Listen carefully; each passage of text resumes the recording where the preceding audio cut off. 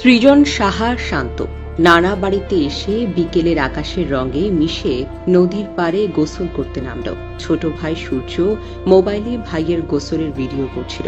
সৃজন লুঙ্গি পরে নদীর পানিতে নেমে সাঁতার কাটতে লাগলো।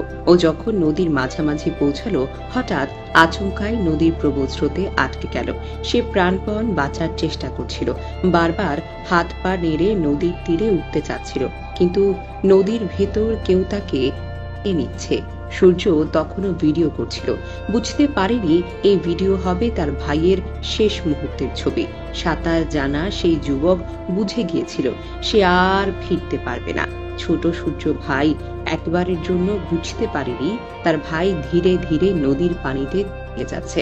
এই মর্মান্তিক ঘটনা ঘটেছিল নারায়ণগঞ্জের রূপগঞ্জ উপজেলার বালু নদে গত রোববার বিকেলে। সৃজন সাহা, যিনি নরসিংদীর মাধবদী কাশীপুর এলাকায় স্বপন সাহার ছেলে, নরসিংদী সরকারি কলেজ থেকে রসায়নে মাস্টার্স পাশ করেছিলেন তিনি। নানা বাড়িতে বেড়াতে এসে গোসল করতে নামার পর নদীর স্রোত তাকে ফেলে। পরিবার যখন তাকে খুঁজছিল, তখন ছোট ভাইয়ের ক্যামেরায় ধারণ করা ভিডিও সামাজিক যোগাযোগ মাধ্যমে ছড়িয়ে পড়ে।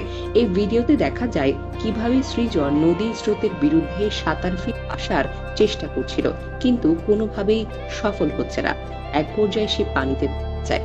নিখোঁজের প্রায় 40 ঘন্টা পর মঙ্গলবার সকালে রাজধানীর খিলক্ষেত থানার পাতিরা এলাকার বালু নদ থেকে ফায়ার সার্ভিসের ডুবুরিরা তার মরদেহটি উদ্ধার করে।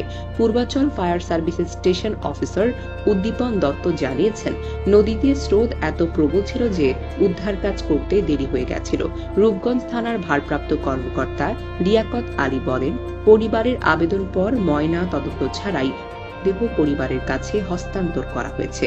ছোট ভাই সূর্যের বক্তব্য, আমি ভাইয়ের সাঁতার কাটার ভিডিও করেছিলাম, ভাবিনি এটা হবে ওর শেষ। হঠাৎ দেখলাম ও স্রোতের কাছে আটকে গেল, তোর কাছে আমি চিৎকার করেও সাহায্য করতে পারিনি। এই মর্মান্তিক ঘটনা আমাদের শিখিয়ে দেয় জীবন কতই না মূল্যবান এবং প্রাকৃতিক শক্তির কাছে আমরা কতটাই অসহায়। নদীর শান্ত পানি অনেক সময় লুকিয়ে রাখে প্রাণঘাতী স্রোত। সাঁতার জানা থাকলেই চলবে না, নদীর প্রবল স্রোত ও গভীরতা বুঝে সতর্ক হওয়াটা জরুরি। একলা নদীতে নামা কখনোই ঠিক নয়, পাশে কেউ না থাকলে মুহূর্তেই বড় আকার ধারণ করতে পারে। আমাদের উচিত নদীকে সম্মান করা, তার শক্তিকে বুঝে চলা এবং নিরাপত্তা নেয়া, কারণ জীবন তো একটাই, আর কোনো বিকল্প নেই। সৃজন সাহার চলে যাওয়া আমাদের জন্য সতর্কবার্তা। জীবনকে ভালোবাসো, সতর্ক থেকো, প্রিয়জনদের নিরাপদ রাখো।